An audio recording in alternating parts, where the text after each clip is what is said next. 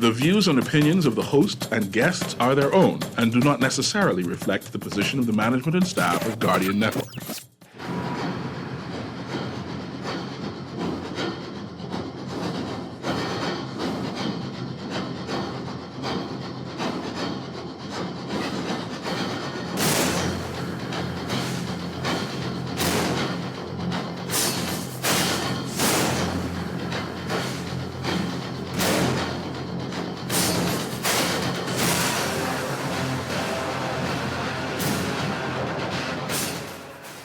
The Revolution with Juan McCartney is sponsored by J.S. Johnson, Burger King, Commonwealth Bank, Wendy's, Scotiabank, CJ Atlantic, Ron's Electric Motors, Island Wholesale, and Bahamas Check Services.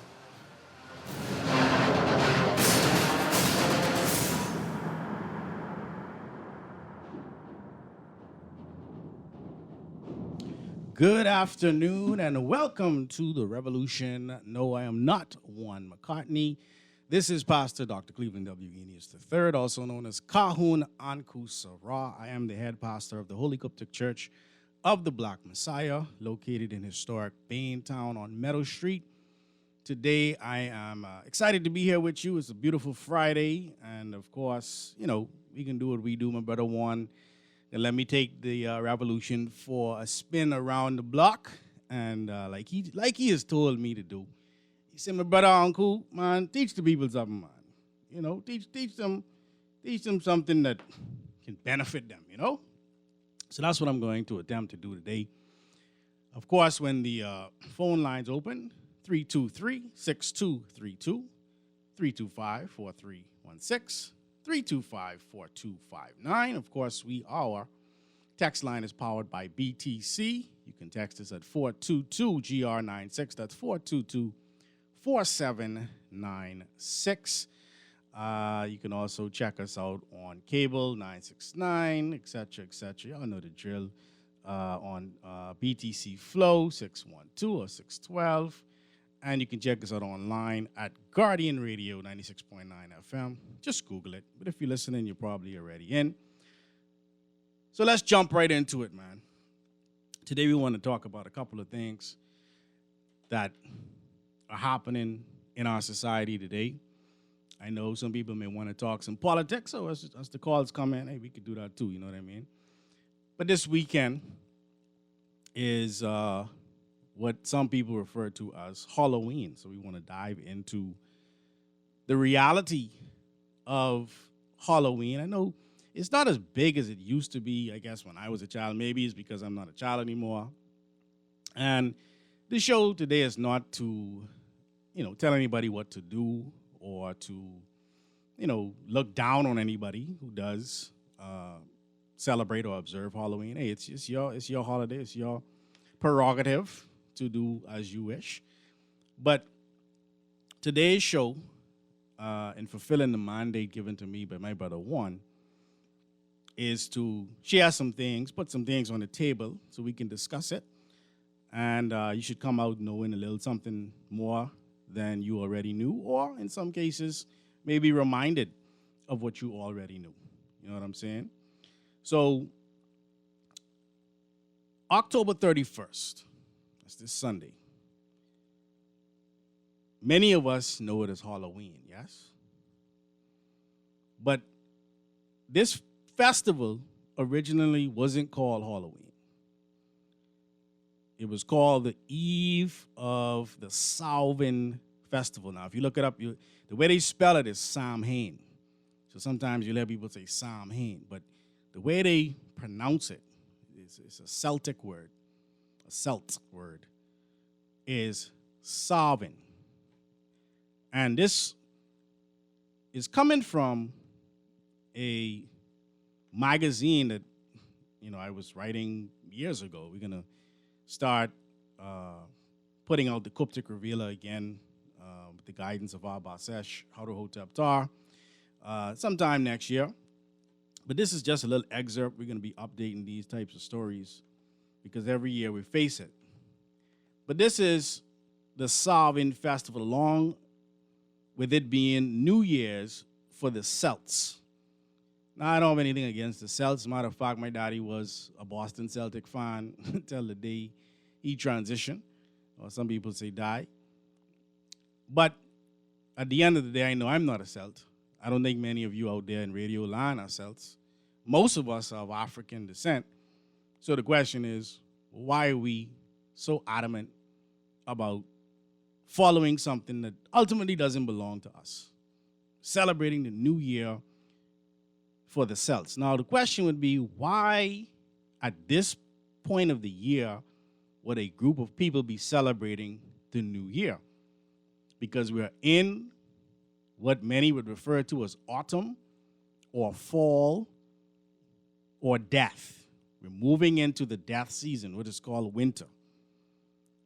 This word sovereign itself is defined etymologically. When we talk about etymology, we're talking about the science of the study of words. And they say that this word, it's a Gaelic word pronounced Sarvin or Sarwin. And it means literally summer's end. So somebody is celebrating the end of summer. Somebody is celebrating less sun. Somebody who clearly cannot be in the sun or is affected adversely by the sun is celebrating the fact that there is less sun. This is happening around, of course, the period of October 31st and November 1st, the Celtic festival of the start of winter and of the new year. So these people have their new year, these Celts, during winter. Now, we all know winter is a period of death. The reason why they call it fall is because many of the leaves of the trees in certain parts of the northern areas, they fall. The trees are left in a state whereby they appear to be dead. And in some cases, they do die. But this eve of the Samhain festival, and who are these Celts? This was the time for the gathering of many evil spirits and souls. And what does that mean? Are we talking about some spooky spirit floating around, or are we talking about the spiritual essence or the actual essence of a people who were adverse to the indigenous people of the planet? In order for you to call someone evil, it means that that's your perspective. To release the returning souls, the Druids, the high priests of the Celtic religious order. So these Druids, you'll see them at Stonehenge, and they'll be doing rituals, and they even talk about animal sacrifice. They talk about human sacrifice. I've never seen the human sacrifice myself personally, but it's something that is put out there. They talk about charms. They talk about spells. They talk about predictions of the future. And this is a lot of the things that we carry over into the monotheistic churches today. When people say they're prophesying, when people say that they are speaking in tongues, these charms and these spells, if you look up the word gospel, they tell you it's a good spell. And they say that these people can predict. Somehow, though, these predictions don't lead to our liberation, but people keep following behind, yes? But they say that this ability to predict and do all of these things was more powerful on the eve of Samhain, or Samhain, or some would say Samhain, but it is pronounced Samhain. And the name Samhain has within it the very name of the evil one, Sam. Now, some people say, well, why are you calling Sam evil? I have an uncle Sam. I named Sam. Well, you can't be the definer of the word if you're not the namer of the word. The namers are the definers. So this word Sam, which is derived from the Turkish word Samayili. Sam means poisonous, and Yel means wind. So it means, Samayili means poisonous wind.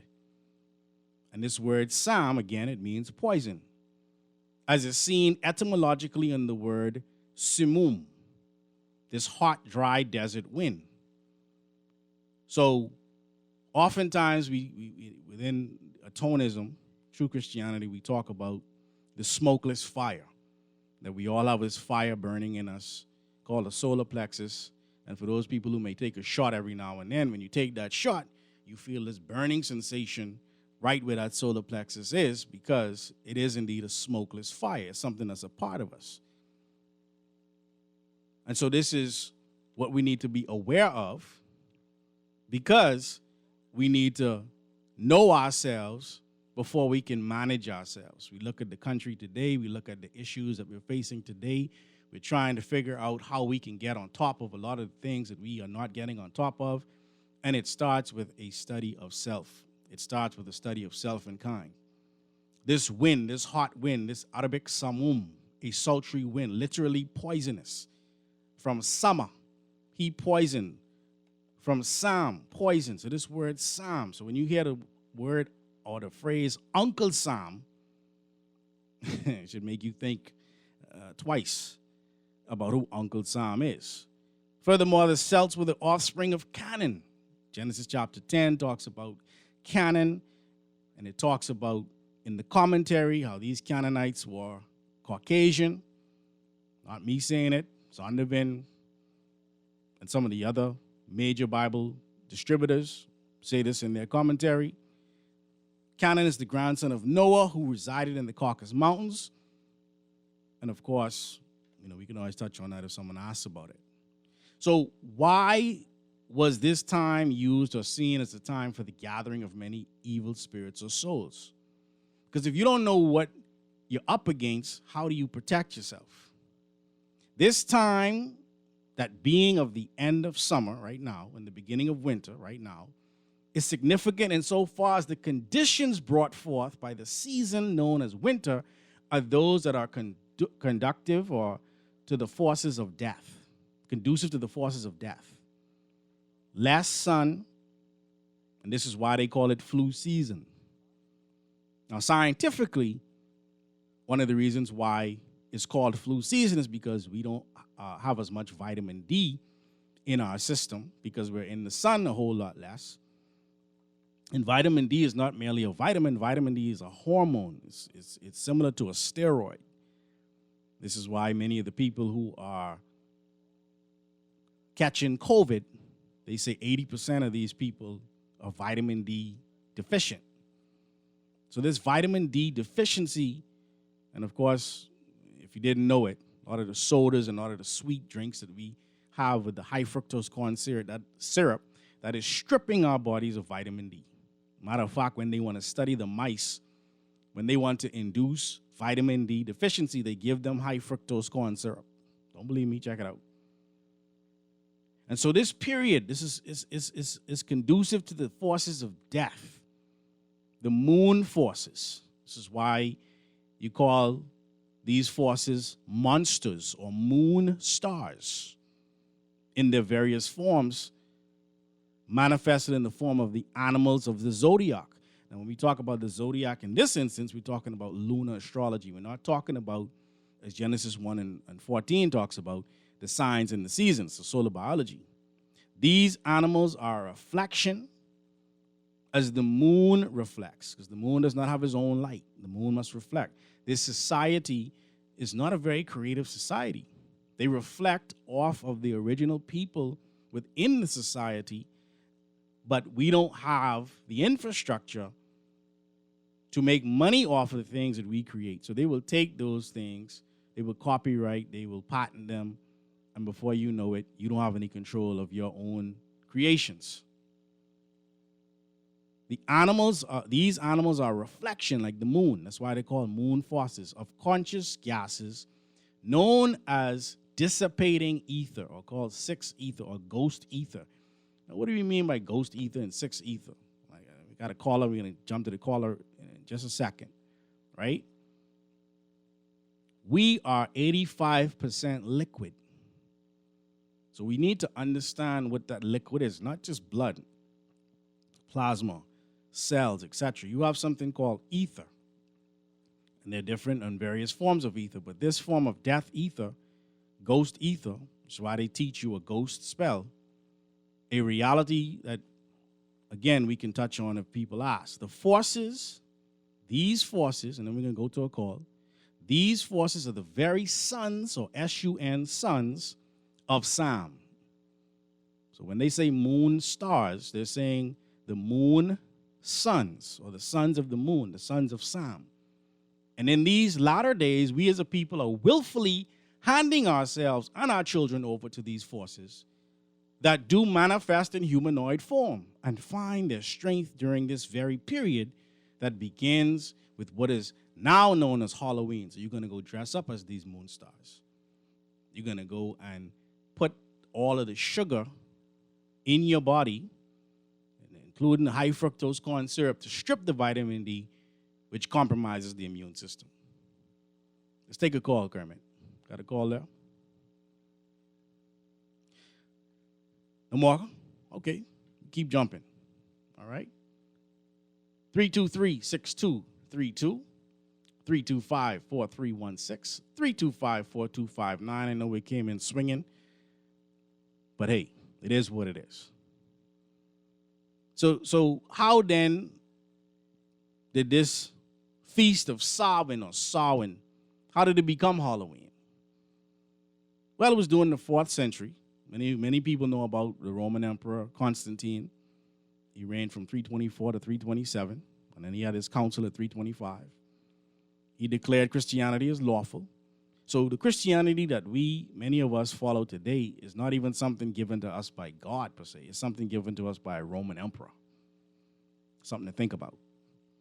The spread was hindered in large part by the fact that many pagan beliefs, rituals, and practices were held by the masses. So Constantine was trying to give his people something that would bring them together, but the people wanted to hold on to their individual rites and rituals that they call pagan rituals today.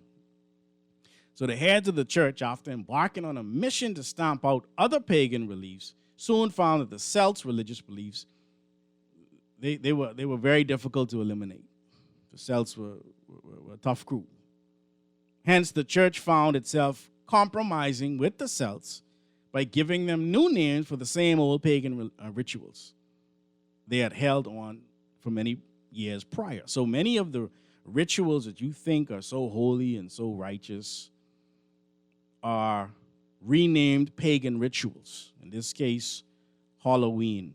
And we know many churches today don't celebrate Halloween per se. The new name for this most disagreeable festival of Samhain became the Roman Catholic Church All Saints' Day. Now, it's interesting, when they say All Saints' Day, which saints are they talking about? If you go to Philippians 4:22, they talk about these saints being of the house of Caesar. Not your ancestors, not anybody who actually fought on your behalf, not anybody who tried to liberate you, but the very people who tried and did successfully oppress us. So when they say All Saints' Day, do they mean your saints too? Do they mean a Saint Bob Marley? Do they mean a Saint Marcus Garvey? Do they mean a Saint Claretta Scott King or Martin Luther King Jr.? Because these are our saints. But if you were to ask them to show you a list of saints, they wouldn't show you our liberators, Yah Santiwa, Harriet Tubman, Lyndon Pinland, Sir Randall Fox. These are our saints. And we're not saying you should worship them. We're saying you should honor them. Honor your mothers and your fathers so that your days be long in the land that it was given unto you. But let's jump back into this. They made this Samhain All Saints' Day. And this was to honor the Christian martyrs, the same people who was enslaving us. While those Celts who were now Christian converts continued to celebrate the Feast of Samhain as the All Hallows Eve. So there's like some people they were able to convert, other people they were not able to convert. The ones that they were not able to convert, they stopped calling it Samhain and they called it All Hallows Eve, which was later shortened to Halloween. Very important, because if you're going to give this to your children, then you need to know what you're giving your children. We're not saying that there's nothing to give them. In the Holy Coptic Church, we have Guardian Angels Day. We have rites and rituals to protect us during this time. So this Halloween is no joke. No joke indeed. Even though this so-called holiday is what many, including our brothers and sisters in Christ, or some people say Christ, take part in every year, because even with the new meaning given to these pagan rituals, the ghosts, the goblins, the witches, and the various creatures of the darkness in reality remain the same. This is a this is a day and time where, or a time of the year where, people are gonna mimic monsters. People are gonna, and I was a part of it too. I grew up doing it. I ain't pointing my finger and shaking my finger at you. I ain't preaching at you in that way. I remember having the fake blood and all that, the vampire teeth, and who could have the scariest costume, and then it was fun. It was fun. But I ain't giving that to my children. My children could be any one of the Coptic saints, any one of the guardian angelic hosts, any one of our great ancestors, because that's what you're going to need to be protected during this period of death. The actual celebration of Halloween is a European custom. We always want to follow European customs. I mean, right after Halloween, then we can jump into Thanksgiving. What happened to harvest? And I know that there are some churches that in schools that celebrate harvest, so, we need to celebrate those people who do it. But we have our own harvest. But even that goes back into the ancient rites and the rituals of the Feast of Men, something we could talk about another day. The Feast of Men, this was our time to make sure that we were prepared for this period called winter or this period called death. But again, we can talk about that another time. So this was a European custom which was brought to America in the 19th century, the 1800s, by the Irish and the Scottish. Church of Scotland that I used to go to, the Kirk, right downtown, those people. It then, of course, found its way to the Bahamas by way of Bahamians intermingling with Americans, and in many instances, wanting to follow the lead of America. We're very much into following America's lead. We look at America. America has the worst COVID numbers in the world, but let's follow America. You look at the countries that have very limited access to the job, like the continent of Africa, and they have the lowest COVID numbers. But that's another story. That's another show. You leave that alone for today. So we love to follow the dominant culture. But Halloween is nothing more than a day of an honor and tribute to Satan, satanic forces. Now, when we say Satan, we're talking about a slanderer. We're talking about an adversary. We're not talking about somebody on the hot sauce bottle, the malevolent one. Let's take a call before we continue. Caller, you're on the Revolution. Welcome. Is that me? I hardly can hear you, brother Uncle. Kermit, we got everything up on, yeah. Can you hear me better now? Yeah, a little better. All right. Holiday to, of course, you and Mr. Dark Univoice. Yes, namastu. Okay, namastu. Couple of questions. One, right? Mm-hmm. Dark United States of America, Uncle Sam. Explain that to me. That's my first question. Well, this poisonous wind. This what? Psalm, the word psalm, it means poison. Let me turn up the radio so I can hear you, because I can't hear you properly. Okay. Go ahead. Psalm, the word psalm, it means poisonous. Are you hearing me? Are you with me? Yeah, I got you. And the word Samael is another word for the devil. Got you. The capital city in America is called Washington, or Wa-Shaitan, and Shaitan, or this thing of clay, ruled by Shay, which is a form of will. I think we may have lost him. I'm not sure. Are you still there? I'm here. Oh, okay. I'm hearing something in my headphones. So the capital city of what they call America today is a compound word, Wa-Shaitan, or and Satan. Satan is another word for Sam, hence Uncle Sam. Because these people were known for hundreds, dare I say thousands of years as people who were actually indigenous people. When they came into America, when these Canaanites came into America, they met many so-called Native Americans. Got you. They wiped them out. What they call it? Some of them were. The original Olmecs, there's a author by the name of Dr. David Imhotep. His studies, his academic studies talk about these first Americans and that these first Americans were indeed Africans. Dr. Ivan van Sertima also talks about the Olmecs in what is called Mexico today and even Central America. I've had the opportunity to visit some of the pyramids in Central America. I didn't get to see any of the Olmec heads, but let me yes, put in for a bit. go ahead. They were not slaves, right? No, they weren't. They actually they walked before there was continental drift. They moved from Uganda, or what is called Uganda, into this area that's called America today. It was called Amexem. Let me ask you the other question pertaining to that. Go ahead. Were those people more giant-like, more bigger than the people that America has today? No, they were actually smaller. Okay. The original people of the planet that they falsely called pygmies today, which they were originally known as Tardeneg. They were what people would call today, not really midgets, but pygmy is a disrespectful term. But the original people of the planet, the closer you get to the equator, the smaller animals and people get. So these people were the original people, so they were actually smaller.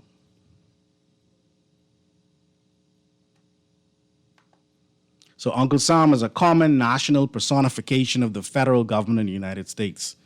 This is something that they refer to themselves as, so it ain't me just doing it. All right, you good? All right, let's jump to the next call. Hello. Hey, welcome to the Revolution. Oh, yeah, man. I am happy that you are on today because what I want to present to you, I couldn't do it to the person who actually run the show at this time slot. But, yes, just as the seasons, when we're born, we're moist. So obviously, we're looking at the time when we're being born. And then we get a little hot in summer. And then we get a little dry. And then we go real cold. Well, I've had the privilege of watching my mother go real cold. Wow. And it took her about 30 years to go from dry to cold. And I have no belief that someone could go sit on a cross for 2 hours and die for me. I'm expecting to see my mother when I leave this place and nobody else. I don't care what J name you give him because that's a European bunch of garbage to me. Yes. That's my personal feeling now because I actually came through her. Yes. And I saw when she left. Right. So you can't tell me some man sit on the cross for a couple hours when she suffered for years. That's but anyway, right. Go ahead, brother. That's the point. But that's my personal concept about how I'm going to leave this place. I'm looking for my ma. I follow my ma. I follow no European. I'm with you, brother. But no, I'm serious about this. I know. But now, what I want to ask you, sir, how was it that a group of people, the whole world, have been influenced in a syncretic way to believe a certain way when the people who gave them the Bible don't even read it? That's a very good question. It's called dominant culture. It's called hegemony. It's called media. It's called dominant influence. Every generation, if we don't teach our children these things, if we don't make it a point to make our way of life a part of our way of life, and what I mean by that, we love to say junk canoe is our culture. But if I walk into the House of Assembly or the Senate, I don't see no junk canoe. I don't see it. If I go into the Ministry of Education and I look in the curriculum, I don't really see junk canoe. As a matter of fact, but when you go to the House, that's when you see junk canoe because that's all they do. you talking? Don't forget it. You do see it. You talking about that old school junk canoe? It is. Yeah, it is to come right there in the House of Assembly, one bunch of junk. Yeah. junk, pun intended on But junk. they don't make it new. They don't make it new. I said it ain't new. They say it's a brand new day, but there's no brand new Ray. Yeah, my It's Lord. the same old Ray and it's junk canoe. So My let's go Lord. see junk canoe. Yeah. But But sorry to sidetrack. You continue. I really No. love listening to you. Well, and I appreciate your call. So caller, the reality is that we as a people have to make it a point to, like we are today, sharing this information. The book of Psalm 78 talks about this.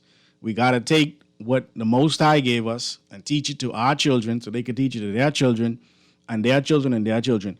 We're only passing our children off from one television show to the next, and that's why we getting back little hellions. All right, let's jump to the next caller. Good afternoon, Good afternoon. Thank you for calling the Revolution. Mr. Cleveland Aeneas the Third. Correct. Dr. Cleveland. Dr. Cleveland Aeneas the Third. Mr. After the voice. And you After the you're second. born May 4th. After the one named Fritzy. Yes. After the one who was my brother Kip and the close friend and all of them, all of Justin and Yes. Gully Aeneas and all of them brethren. All my lovely family. All them brethren from down on the Southern Recreation Ground and things. Yes. You could tell me more about them than me from back in the day. You know more than me. And the Capitol Hill and the palm tree and all Yes. of that kind of thing. Yes.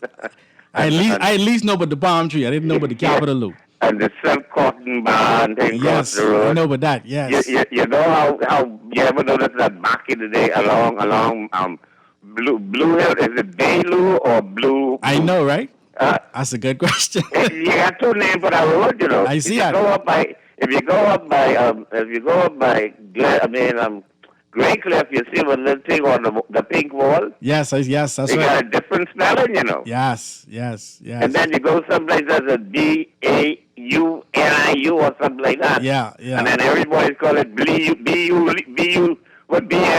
blue. Right. You see, so we all mix up like a ball like count salad. Yep. But you see, from a long time, I used to get rowing in church because I used to ask questions. I wasn't just a little boy who used to just take anything he told me. Right. I used to ask the priest, I served it on the altar and thing. Right. I had the back there, the McCartney in St. George's.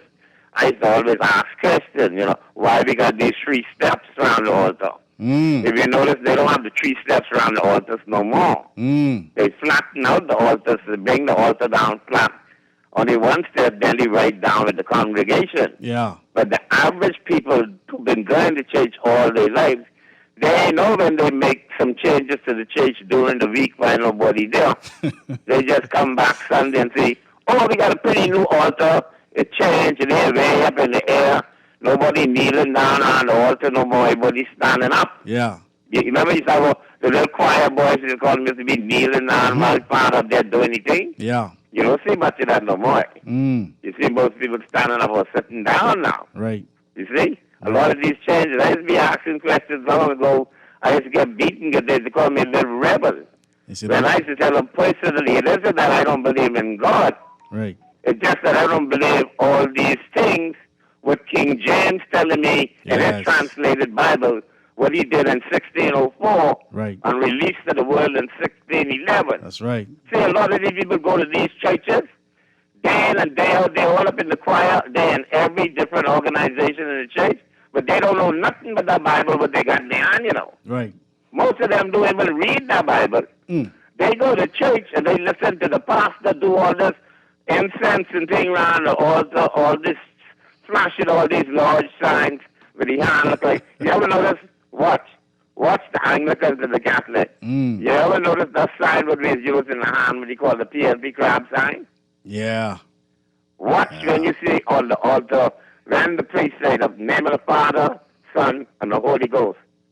Watch how he holding his fingers. I gotta pay attention. You haven't never done it.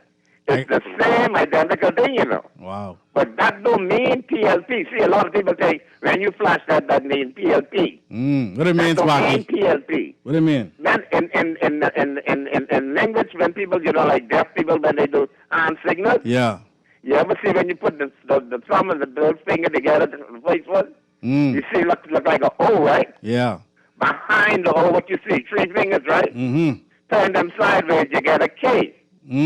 That's okay. Oh, okay. That means okay in sign language. I gotcha. So when you're diving underneath the water and you're very down there, and you and your partner, you're checking one another to find out what's going on. If your partner flushed that side to you, that means he's telling you, "I okay, everything okay." Okay, I gotcha. You got me now? Yeah. So that PLC sign don't mean black people and PLC is no crab. That mean no crab. Crab don't look like that. Right. That mean okay, everything okay. That was Finland and said everything could be okay. All right. You see? So I learned it what today. I'm trying to say is a lot of this stuff was passed down in this Bible and this Anglican and Catholic, remember, all of that came down. Remember, there was religions before Catholic and Anglicans, you know. You had the doggone, the Incas down in Peru. You had the Aztecs, Indians in Mexico. You had the Buddhists in China. You had the what do you call it, the Egyptians in Egypt. All of these people had their own religions, you know. But they all worship the superior God. Right. So when this man who they said was born of a virgin came on the earth, remember his only ministry was only 3 years ministry. When he was 12 years old, he disappeared. Now, you can't tell me where he was between 12 and 30.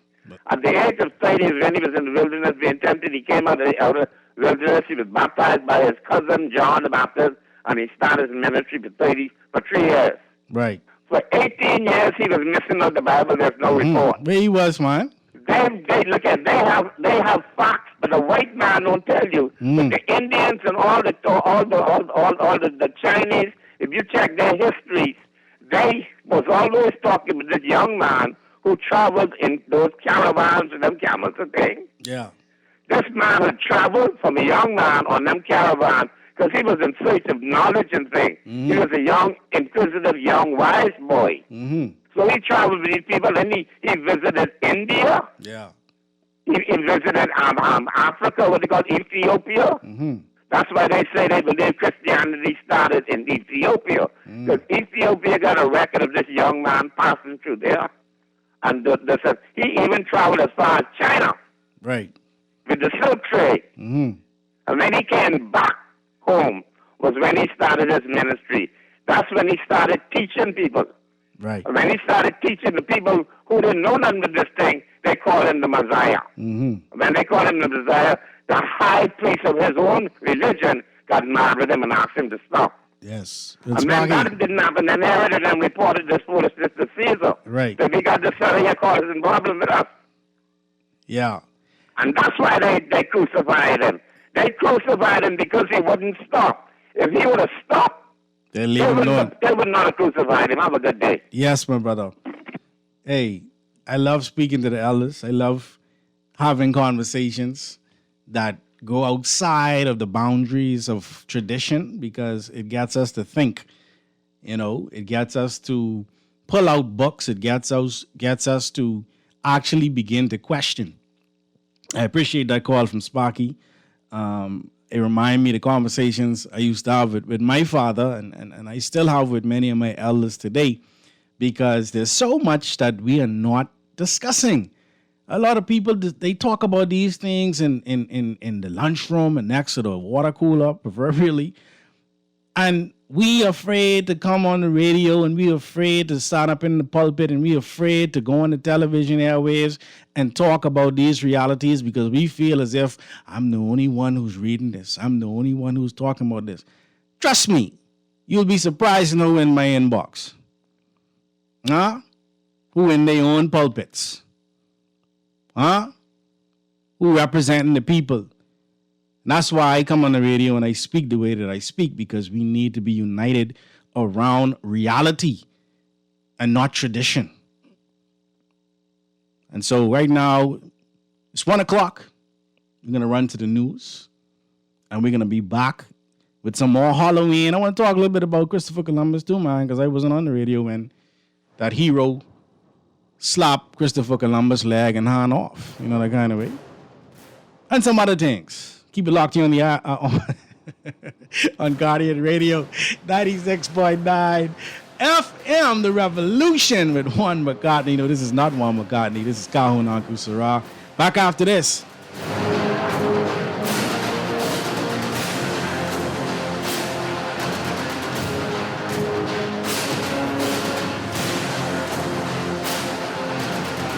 forcing you to use technology to bank the way they want you to? Your convenience is important.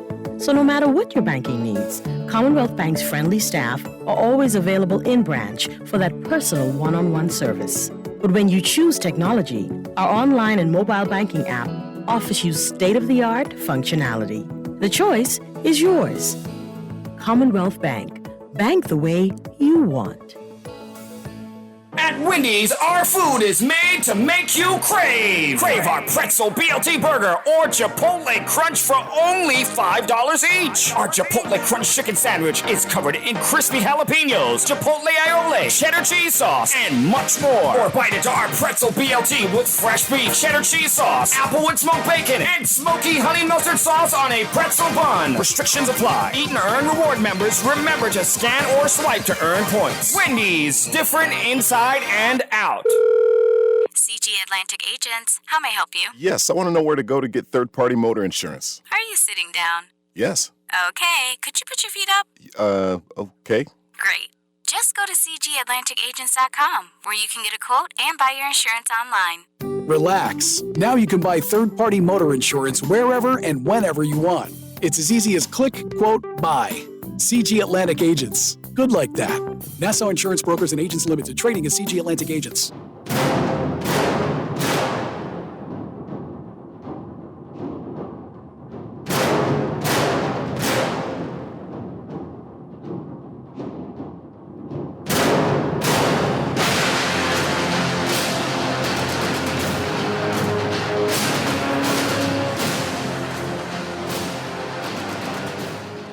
And welcome back to the Revolution with Juan McCartney. No, I am not Juan McCartney.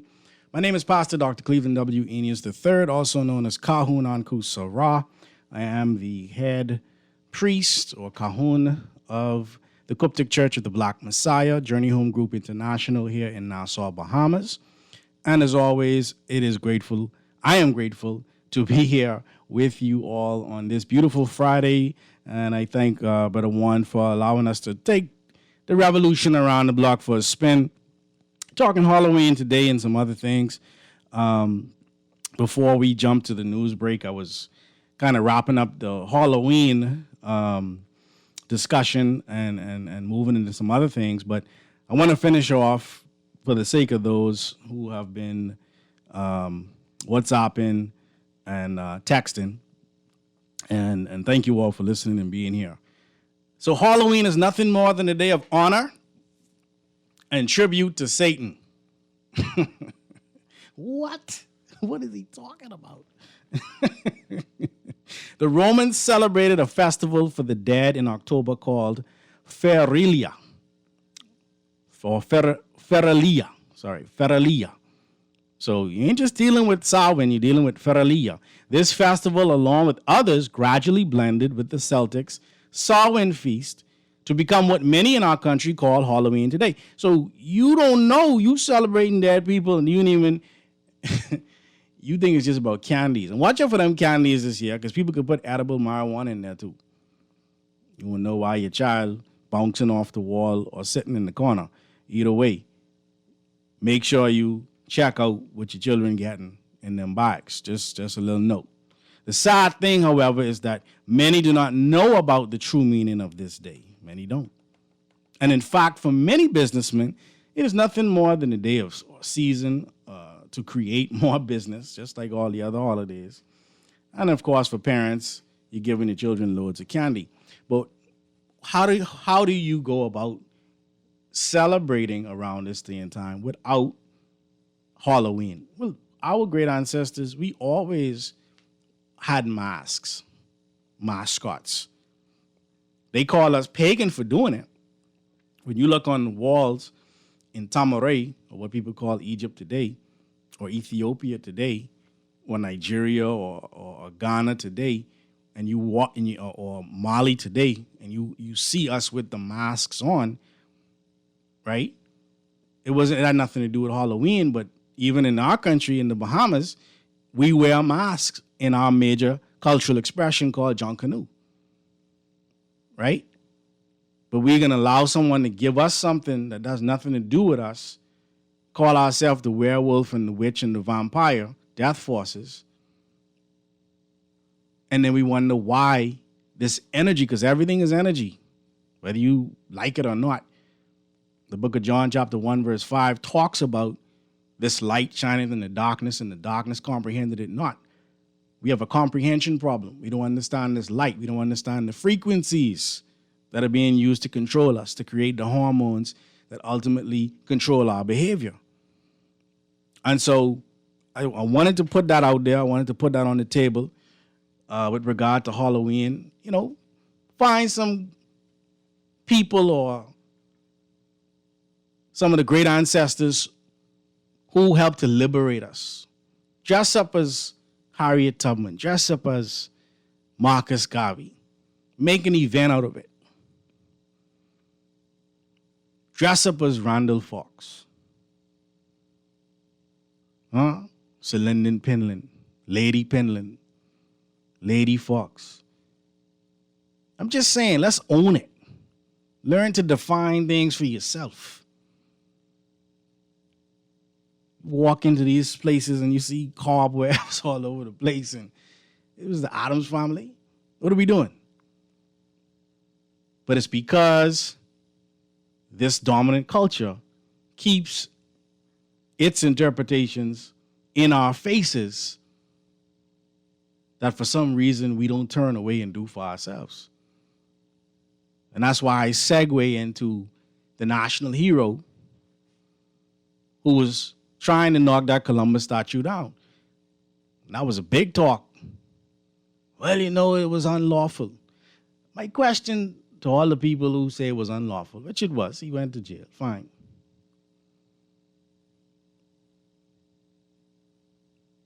When Penland threw the mace out of the house, was that unlawful? Was that the people's property? When Samila Butler threw the hourglass, was that unlawful? Was that the people's property? Because they're the only two people who have statues around this country of any significance from that era. The two people who destroyed government property. The two people who actually went against the laws and the traditions of the society. Let's take a call. Caller, on the revolution. Yeah, Brother Uncle, my call had dropped. Okay. Couple of quick questions just in case the line drop again. Who did you say give the world the Christian to do? Constantine, Emperor Constantine. Who? Constantine. Oh, okay. Also, you know, you said something earlier. Comprehension, I think you were speaking of. I think you were right, but I'm not sure you used the word comprehension. But what I've noticed in the scriptures, right? Mm-hmm. There are parts in the scriptures. Comprehend. Say the light shineth in the darkness, but the darkness comprehended it not. Yeah. Yes. But I don't want my call drop. What I'm saying is, right, there are portion of the Bible in which doesn't explain the Hebrew language, right? Mm-hmm. And it's in English, right? Mm-hmm. Mixed up with Hebrew and and stuff like that. Mm-hmm. But my point is, people who teaches the scripture doesn't teach that, and a lot of we people do at the Holy Coptic Church. Say it again. We definitely do at the Holy Coptic Church. I know. Yeah, you know, we're a teaching church. Yeah. Yes. But what I'm saying is, a lot of people would teach the scriptures, they don't understand it. Right. Other thing, right? Sparky made a point about when Christ Jesus when he was 12 years old, and the way he described it, the thing is, when you speak of the nations in which he went to, they far and apart. You know what I'm saying? So we got to look into that and the timing. When he came back to various places, how we could make it in the amount of time in 3 years. He made it. Right. You see what I'm saying? Mm-hmm. It's just a question. lot of things we have to look into. Yeah. And we keep moving off the scene. Yeah. So we got to do something before it gets too late. Yeah. And we got a lot of children needs to be educated. Right. And adults. My last point before I go, right? Yeah. Knowing that we understand what's the meanings of Uncle Sam, right, in the United States of America. What do you think, people that know what's happening, understand the name now, what do you think would happen to that name? And who named it at first? Well, when you research it, right, they just talk about it. They talk about it as a common national personification. So they personified the federal government of the United States. They gave the federal government of the United States a name, all right? It says, or the country in general, according to the legend, it says a legend, it came into use during the War of 1812. Okay. That's when that, and was supposedly named for Samuel Wilson. Ah. All right? We got to teach our children. Yeah, that's a whole nother show. We got to teach the children, man. Yeah. Oh, thank you, why? No problem. This Samuel Wilson, he was a meat packer who lived in Troy, New York. So, just do some research. You got the information era, in your midst. Just do some research. Let's take another call. Caller, you're on the Revolution. Are you there, caller? If you are, I cannot hear you. Hello? Hey, I can hear you now. Hey, what's happening, man? Everything all right? Hey, great, man. Thanks for calling. Yeah, Sparky, you and Bremen, you're really hitting it on the head today but the problem is we seem to be losing this battle in the brainwash education. The people ain't coming forward and ain't moving fast enough to catch up with us. No sense of urgency. No sense of urgency. Yeah, they just grab the traditional Bible and they run with it. And you should hear them quoting it and don't understand that through the transliteration of that Bible, a lot of stuff was lost. I can quote an ancient Arabic quote right now, and I can see if me and you could get through this. Go ahead. I know you shall.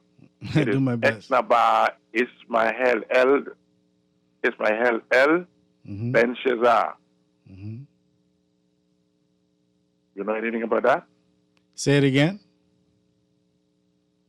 Etnaba Ismael El Ben Shahar. So it is. Let me tell you what it is in the interest of time. Go ahead. It is Isaiah 14:12, where it says, "Oh, look how thou hast fallen, O Lucifer, son of the morning." The word Lucifer is likened to the devil, Satan, and the dragon, and all of that. But the word morning, there's the word shakar. In the Hebrew, you'll see the word morning is the word shakar. It's the exact thing.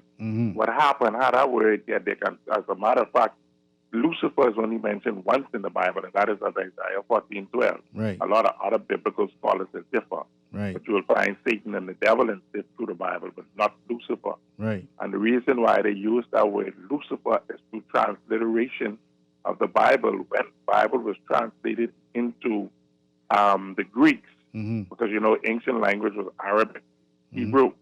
And when the Greeks got to that part, Isaiah 14:12, and they saw morning star, Belshazzar, Helel Belshazzar, which means morning star in Hebrew, it said nothing about Lucifer. They took their word Lucifer, which means son of the morning. Right. In Latin, not Satan, it means son of the morning. Right. And they put it in there when they translated the Bible. But the word Lucifer was bastardized and wrongly used as Satan. You understand? Now, when we speak about the morning star, we speak about the planet Venus. Right, okay. That is the planet that rises and falls at that dusk and sets at dawn. Every day, they say it rises in the sky and it goes down to the hell at night and is risen again. The word Lucifer got his bad name from the book of Enoch that never made it quite made it to the Bible. But like I say, it'll take us a year to really go back and explain what's going on in that traditional Bible. And like you say, you go into churches and you see the reverends wearing their boat hat, their bishop hat, that is pagan. You see the PX, that is pagan. You see the HIF, that is pagan. You see the white blue-eyed Jesus, that is Shezha Boyja, the son of Pope Alexander VI of the 14th, 15th century. and on and on and on. You know what I mean? Yeah. I'm with but you. I don't want to take up much more of your time. But Sparky, them right on. Yeah, man. I appreciate you chiming in today. Yeah, man. Definitely. Okay. Yes, important. You know, we're in a day and time. We can jump to a call right now. We're in a day and time where there's a lot of information. But let me just say this: the sequence of that information is important.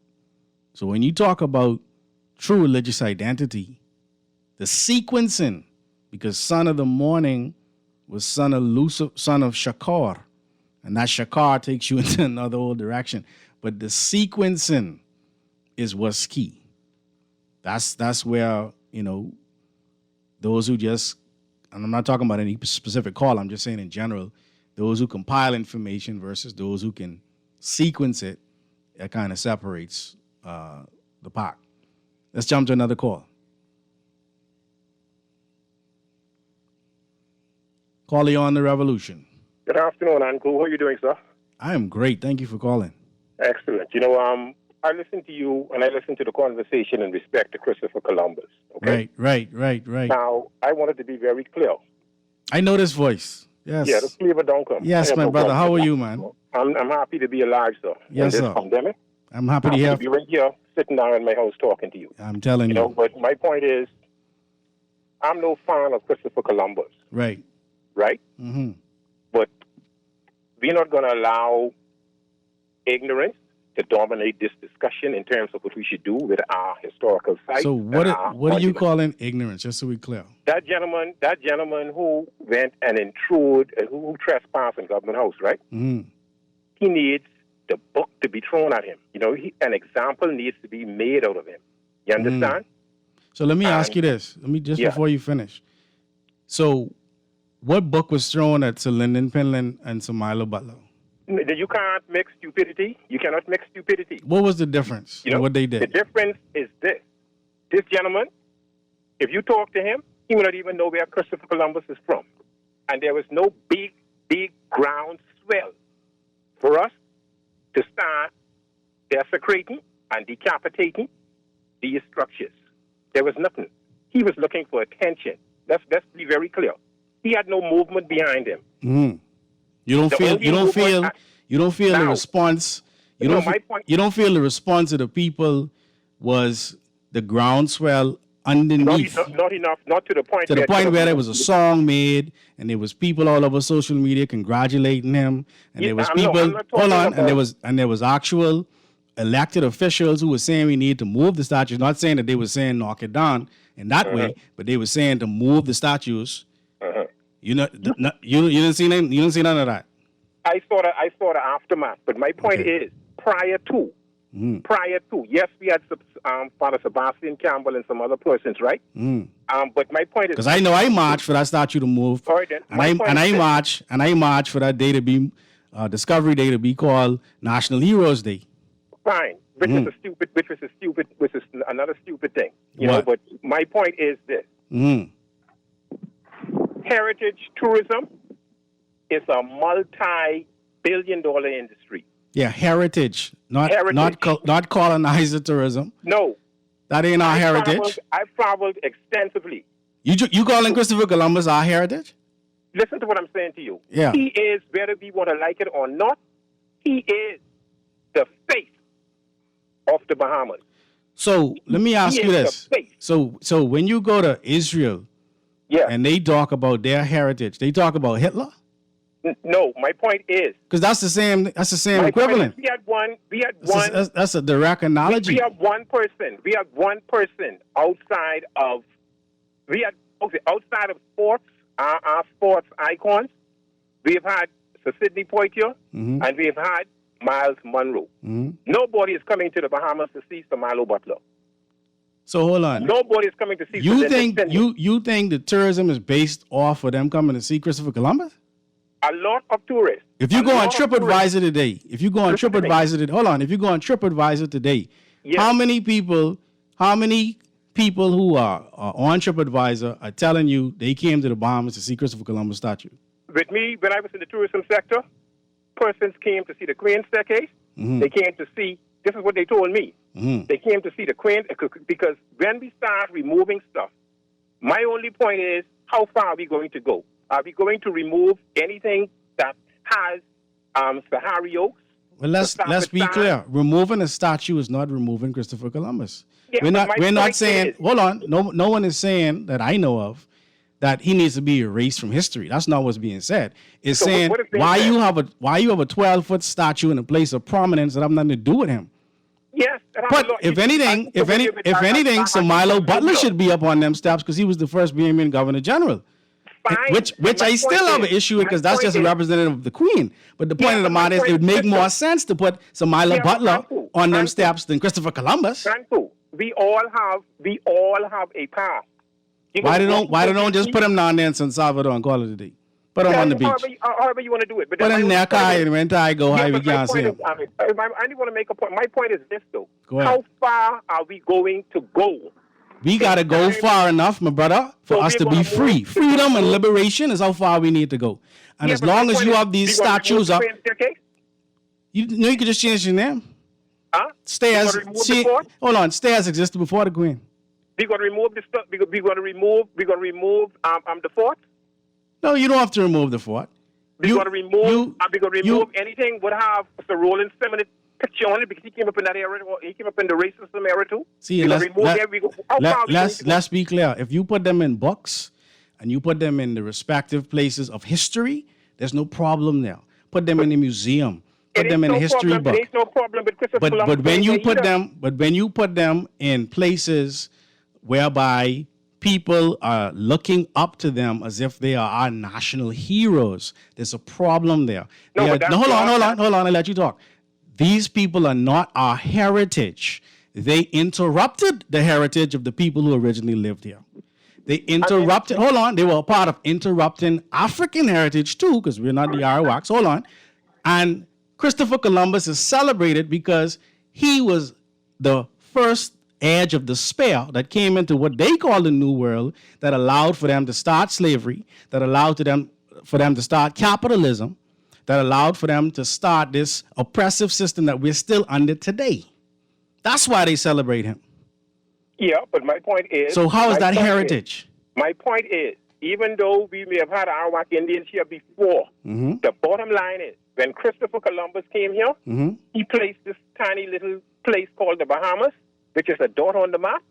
He placed us on the map. No, sir. He didn't place us on the map. We were on the map. Hold on. Who warned you about this gateway? The Moors. You had the Moors. You had the Olmecs. You had many Africans who were coming to this part of the world way before any Christopher Columbus, and we had maps before the Europeans. Hold on. Just because he put us on the European map don't mean he put us on the map. That's our map. That ain't the map. Yes. We already had maps. We had cartographers. Knew about. No, who's nobody? We had a whole civilization and a whole culture before these people. We were always known as the gateway to everything else. My brother, I'll give you an author that I want you to check out. His name is Dr. No, but I want you to check out. I want you to read up on Governor Carmichael. That's who I want you to read. Sure, I read up on him, and everything wasn't good. Everything wasn't good. Everything. Yeah, but then my point is, not everything is good about Sir Lyndon. That's fine. Not everything is good about Milo. That's fine. Not everything is good about Christ. Some people may say. So you can't not find a place. See, that's where your argument is flawed. No, I'm not. You're not even listening to what I'm saying. My point is, going back to what I was saying, right? When we talk about the map and the gateway, this part of the world was already being utilized by the world before Europeans. That's why you have what's called Bimini Road. That's why you have right now in Grand Bahama the Hutchinson Whampoa port, because they already were using this as an opportunity to hold on. They were already using the Bahamas as an opportunity to bridge the global economy. That's nothing new. Christopher Columbus didn't start that. And that's part of the problem, because we use Christopher Columbus as a zero-time reference when all it did was interrupted what was already going on. No, but my point is, if you're going to start removing because you feel as if that our past is offensive to you, You can't remove the past. No. You can put it in perspective. We're not talking about removing anything, brother. We're talking about putting it in proper perspective. So what you think that man, what do you think that fool was doing when he went there and decapitated Christopher Columbus? Well, he didn't decapitate him. I wish he had, but he didn't. But what you think that fool was doing? He was expressing what Sir Lyndon Pinland, the spirit of Sir Lyndon. That's all. He was expressing the spirit of Sir Lyndon Pinland. He was expressing the spirit of Samila Butler. He was expressing the spirit of Eddie Hanna. He was expressing the spirit of all of the freedom fighters in the Bahamas. That's what he was expressing. Lyndon Pinland was a member of Parliament. He was a leader of. So he was endorsed by a European colonized system. So what? That makes him more of a hero than the man who was moving the actual vestiges of colonialism. You see why we can't have nowhere, right? Because look here, my only point is this: Go ahead. Sir Lyndon Pinland had already established himself as a member of Parliament, an advocate. So as long as you endorsed by the white man, it's okay. That's what you're saying. That fool who went up on Government House. Mm-hmm. He wasn't endorsed by the white man. He wasn't endorsed. No. I'm saying is that fool who went up there, he had no type of activism, history, or doing anything significant in this country on a national level. So you cannot equate. So the first time Harriet Tubman went back to get slaves, and she didn't have a history of going back for slaves, she shouldn't be rewarded because she brought back slaves? That's what you're saying? If you want to celebrate an idiot, you go ahead and you do that. A lot of people are offended. A lot of people who are students of history are offended by what that young man did. Why? Because it didn't change history. It didn't. You know, it's an embarrassment. Just so you remove. We've had dialogues. We've had dialogue on top of dialogue. We've had marches. We've had other people attack other statues. Okay, he violated the law. Right. He violated the law. Mm-hmm. He trespassed. He damaged government property. And he trespassed against a trespasser. Wow. Because Christopher Columbus is the biggest trespasser in history. A defense force officer pulling up and saying that man behaving. He could have been a dead man, you know. He could have been, but he wasn't. And let me just say this: anybody who would put a human life over a statue, they're the idiot. No. Okay. Anyone who put a human life over a statue, they're the idiot. No, they should. Not the man who knocking down the statue. Fair enough. But I'm telling you one thing. If you want to remove or forget about our colonial past... That's not what we're saying. And Cleaver Duncombe, I need you to be more responsible when you listen to the conversation. Moving the statue... Listen, please, listen. Moving the statue does not change history. You can... Hold on. You could... I listen to many... Listen to what I'm saying, though. I'm talking to you right now, right? Moving the statue doesn't change history. You can put history in its proper context. You don't have to celebrate an oppressor. Hold on. You can put it in its proper context. If you want to take the statue and put it in a museum, put it in a museum. If you want to take all of them and put them in a colonial park, put it there. But put it in a place where it is properly context, is in proper context, and put our... Hold on. You started this conversation about heritage tourism. So put our heritage on display. Don't put colonizers on display and call it heritage tourism. That's disingenuous. No, it is not disingenuous. Yes, it is. When you travel to experience persons, rich history and heritage. Rich history, not those who oppress them. No, I saw when I went to Paris, I went to the Eiffel Tower, I went to King Henry VIII, Castle. I went all over. When I went to Bourbon Street, same thing. When I went to Washington, same thing. None of them showed you their oppressors. Not one of them showed you their oppressors. No, but my only point is, rather than trying to erase. That's not erasing. That's not erasing it. You don't listen so based on your argument, Bahamian history is erased because we don't have statues of Bahamian history all over the place. Because we don't have statues of our great leaders all over the country, then we don't have a history, according to your argument, according to your logic. Yes? Oh, I guess the call dropped.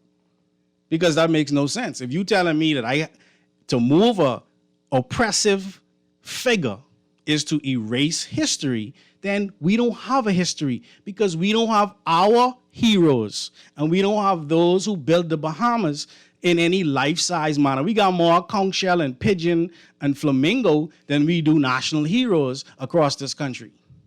So you trying to tell me if I moved Queen Victoria and Woods Rogers and Christopher Columbus, I'm erasing history. Well, then you're telling me logically that the Bahamas has no history because we're not putting it on display.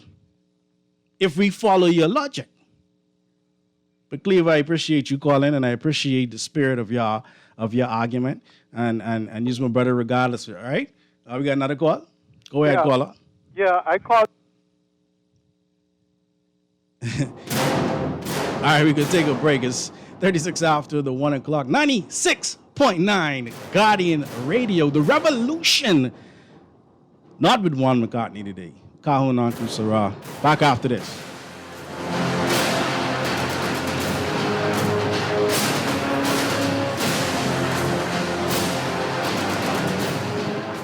J.S. Johnson Insurance Agents are the best. Reliable service, we've been on the scene, protected since 1919. J.S. Johnson Insurance has the test. You'll always cover me. J.S. Johnson Insurance, peace of mind. You have a new text message from Scotia. Scotiabank is adding text messaging to its communication channels to keep customers updated in quicker and safer ways. As of November 4th, Scotiabank will be using text messaging to provide notifications on the minimum payment required for your credit card and due dates. Customers may continue to access their credit card statements on Scotia Online or through our mobile banking app. Learn more by contacting customer care-bahamas at scotiabank.com or call 356-1697. At Ron's Electric Motors, they repair and rewind all major brands of electric motors, including water pumps, generators and the generator's back end, welding machines, electric lifts, air compressors, battery chargers, and more. They're equipped to handle up to 850 kilowatts and rewind up to 450 horsepower motors. They're conveniently located on the corner of Wolf and Clarence Roads and are open weekdays 8 a.m. to 5 p.m., Saturdays till noon. They offer 24 hours emergency assistance. You can reach them at 242-356-0249. This is Guardian Radio 96.9 FM. Fresh news, smart talk, all day.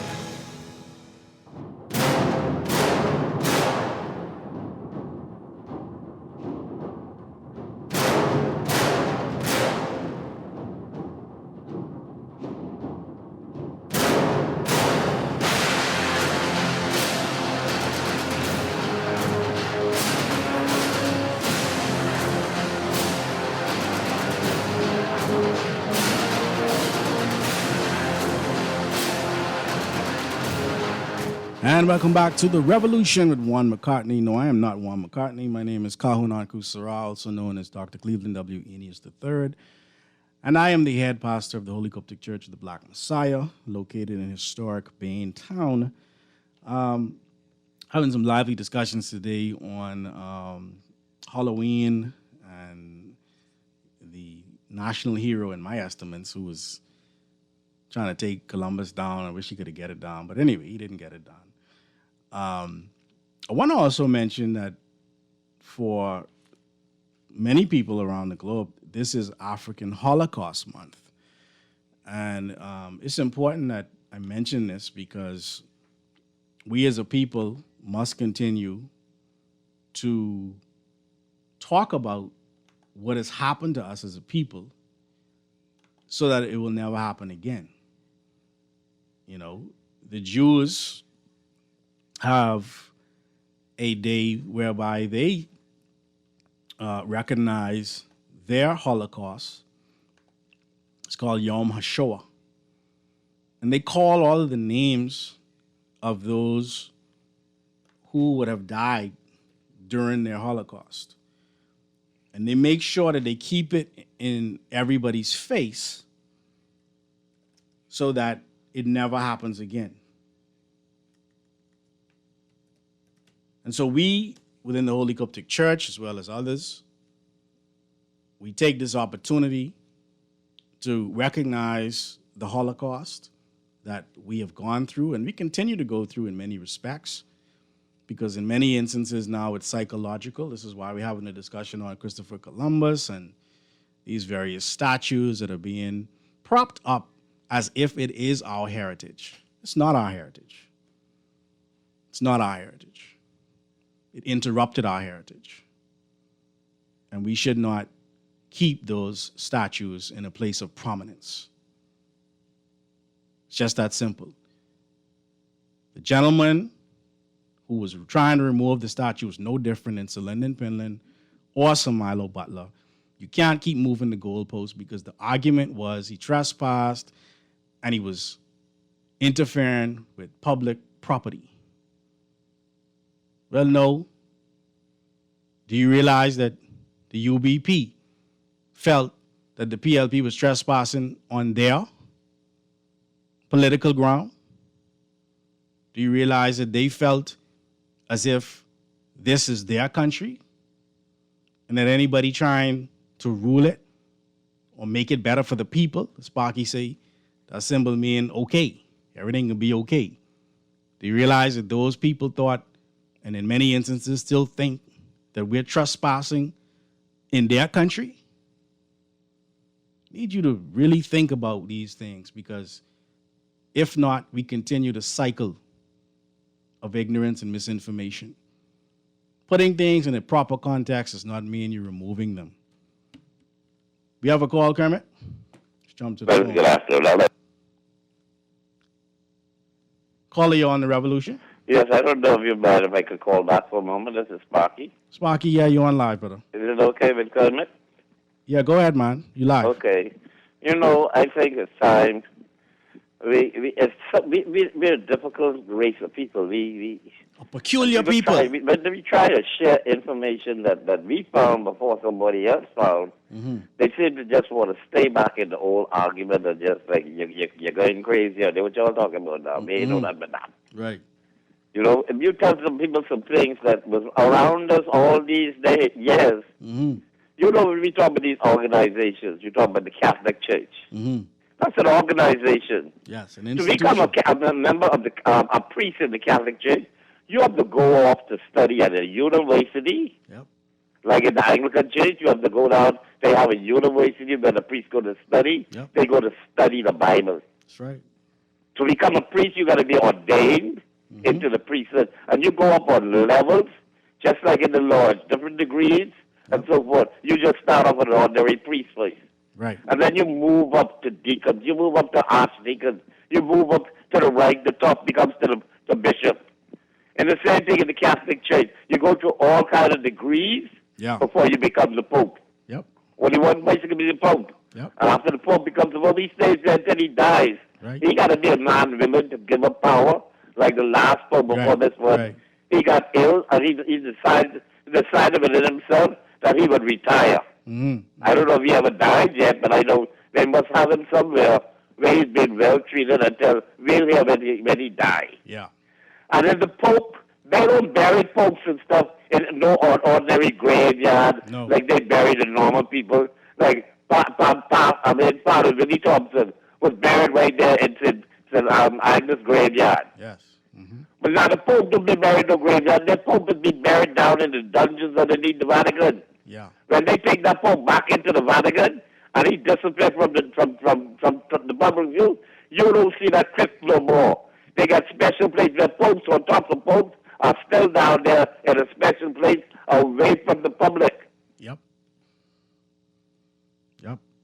Sparky dropping some more knowledge on us. Appreciate that, man. It's 44 minutes after the 1 o'clock. Almost to the end of the show. We got another caller? Yeah, brother Uncle. Go What ahead. I want to say, right? The brother Woodwell and government property, he hadn't trespassed because they had a construction work going on there, and also they did not have it cutting off. See, my thing is, you saying he destroying the people's property, right? So how you could trespass if you was the people? They got to make up their mind. The statue is the people property. I mean, possession. The government house, belong to the people, but the people could trespass on government. Anyway, we're going to run to a commercial break. At the end of the day, what we better realize is that there are people living off of our ignorance. One of the biggest industries in the world It's the ignorance of black people. Keep it locked here on 96.9 FM.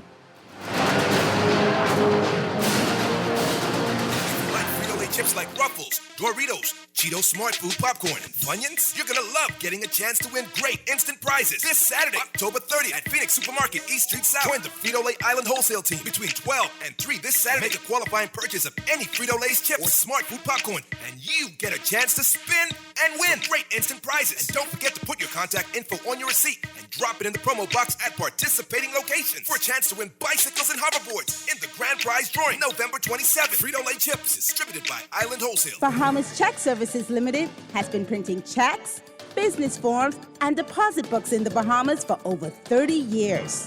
We are highly specialized in creating custom forms to suit any and all your business needs.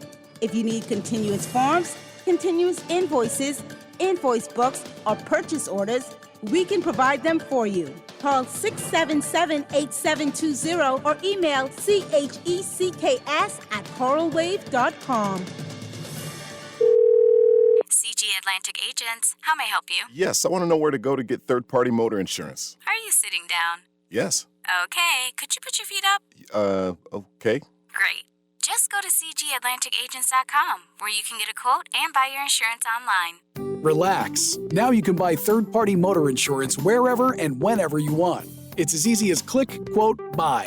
CG Atlantic Agents. Good like that. Nassau Insurance Brokers and Agents Limited. Trading as CG Atlantic Agents. BK Nassau and Pepsi want to bring you a fun day on us. Upgrade your favorite combo and get a chance to win great prizes like staycations at Atlantis or Baja Mar, powerboat adventure excursions, or a Blue Lagoon dolphin encounter. You can also win a relaxing day at Sandy Toes or a VIP movie experience at Fusion. Upgrade your combo at any of Burger King Nassau's 7 locations and enter to win online at bk242.com. Win fun days with Pepsi and Burger King, where taste is king.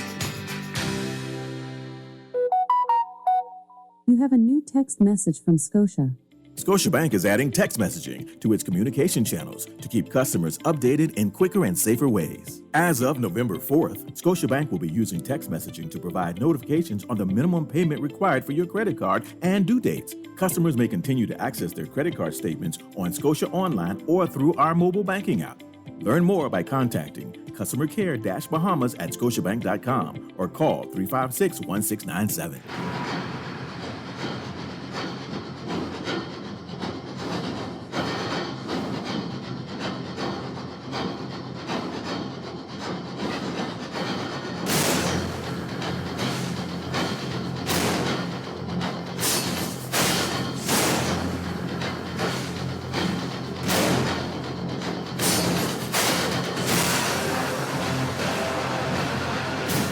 And welcome back to the Revolution 96.9 FM. My name is Kahunan Kusara, and it is really been fun being here with you today and sharing with you and, interacting with the various callers, etc., etc.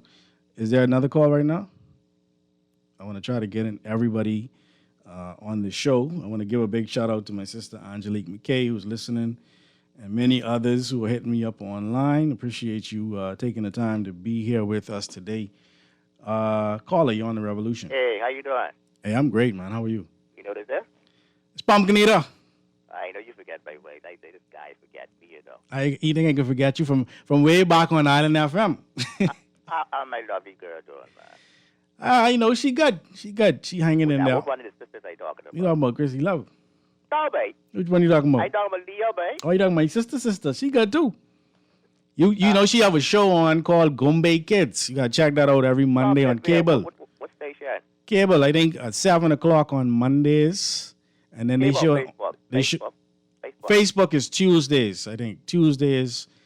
Check out Cable. Check out Rev, but it's a very good show. It's almost like Gullah Gullah Island, but it's called Gombe Kids, and she's doing great. Leah doing great. Okay, we have on cable now, eh? We have on Facebook now, eh? She just mentioned that it was on Facebook, so I hope I ain't giving you the wrong information. No, man, I think it's Cable. I think it's Rev. I'll tell you what. Yeah. Box it to Peter L. Massey on Facebook. Okay, I can tag you. Right. Peter L. McPhee. Okay. So what I really call to talk about, Yeah. right? Mm-hmm. This is why we need local government. 'Cause Wow. the guy named Cleaver. Cleaver's on Q, Mm. and some other callers was on Q. I can understand where they're coming from. They're coming from the colonial days. I came from the colonial days. They born 1961, Right. and so I could understand the emotion of it. Right. But then again, I want to understand what Barbados understands. Barbados is going republic Right. in December.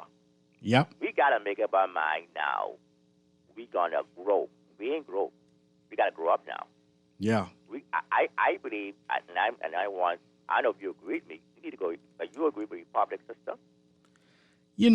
I don't disagree with it. I would like to hear the pros and the cons of it. You know what I mean? I've heard people mention it, and I've even read about what Barbados did. Right. But I don't have any. December they got republic. Yeah, I don't have any passionate feelings in either direction. Okay. Yeah. But, and this what I like the Prime Minister not to talk about, because we're celebrating 50 years. Cool. Right. Thank God, so Lyndon, the greatest Prime Minister, he saw the vision like Nelson Mandela to bring us on his own.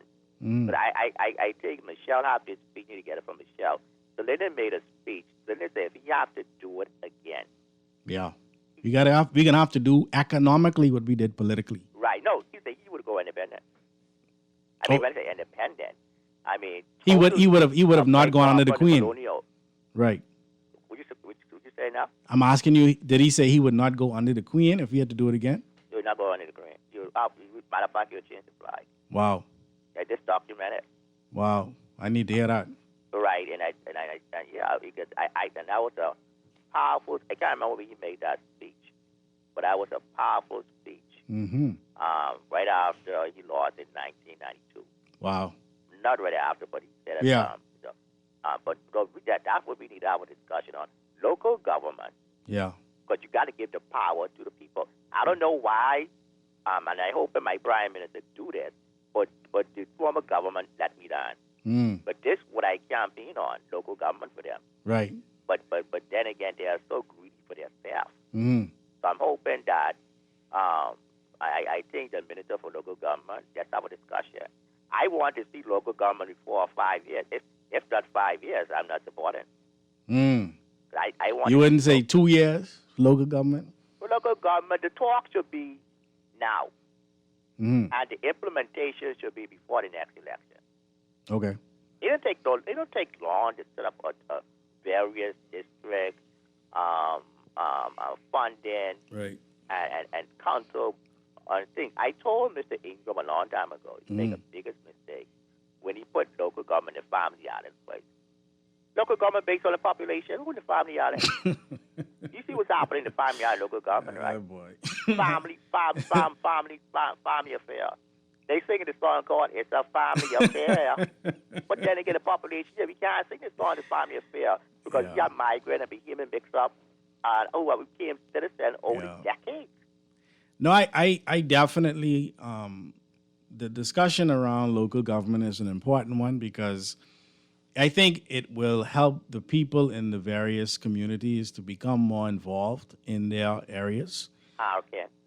Because they understand, hey, they have power to say whether or not they're going to put street, just as an example, hey, we can put street bumps down this road, or we want to help more homes to have indoor plumbing as opposed to everybody having to go to the pump. Right.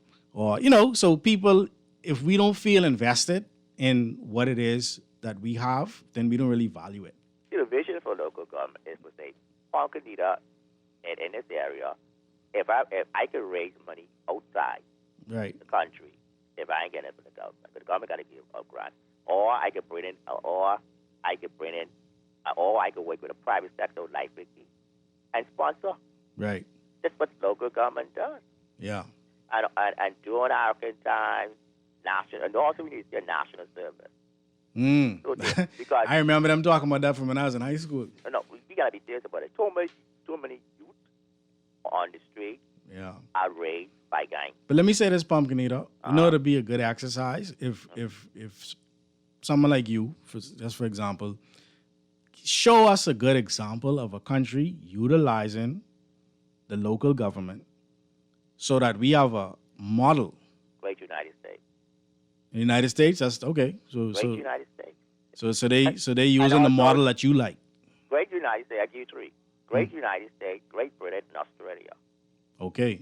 And Great Britain is kind of, Australia is under the same model as, excuse me, Great Britain. Australia used to be a British territory. Don't Right. forget that now. Okay. And they went independent, but they had some out of local government. So I'm gonna look at those suggestions. And you can look at Argentina. Mm-hmm. Yeah. But the model I would use, Mm. is and the Great United States. I'm gonna look at that, my brother. I appreciate you putting that in my ear and putting that in the ears of those who are listening. When you come back to the radio, man. Man, listen, I ready whenever they ready. You know what I'm saying? Y'all must got to go up March for me to get on the radio. I know these radio stations, Carter ain't doing nothing right now. Call Eddie. Yeah, well, something may happen there. We can see. Man. I know. If you get it, inbox me. You know how to get me now. Yeah, man. Hey, man, good day to you, man. I miss you. Hey, and I can let Leah know you asked for. Man, she probably hear that she's smiling right Yeah. now. Have a good day. You too, my brother. Hey, man, it has been great being here with you. We got another caller. You try to squeeze one in? No? We got to wrap it up. I am so sorry. I tried to squeeze in one more call, but my producer pointed a gun at me, so I'm going to come off a proverbial gun. Thank you all for listening. Thank you all for calling. I didn't get any text. I don't know if this text line is working, but I didn't get any text. Thank you all again for making this a lively show. And thank my brother Juan McCartney again for allowing us, as I like to say, taking the revolution for a spin around the block. My name is Kahun Anku Sarah, also known as Pastor Dr. Cleveland W. Eames III. I am the head pastor of the Holy Coptic Church of the Black Messiah. You can reach us at 242-426-1148. That's 426-1148. And we're on Zoom every Tuesday at 7:30. Sundays, we are at the Kaniso Church at 9 a.m. Check us out. Continue to listen to 96.9 Guardian Radio. I'm out. Namaste.